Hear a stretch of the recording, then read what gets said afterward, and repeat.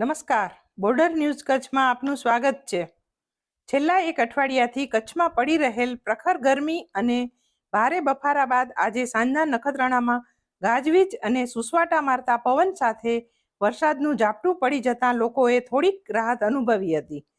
દિવસભરના ઉકળાટ બાદ સાંજના તોફાની પવન સાથે આવેલ વરસાદ ઝાઝુ ટક્યો નહોતો. આજના વરસાદ પછી પણ બફારાનું પ્રમાણ એવું જ રહેતા હવામાન ખાતાની આગાહી મુજબ વધુ વરસાદની સંભાવના સેવાઈ રહી છે.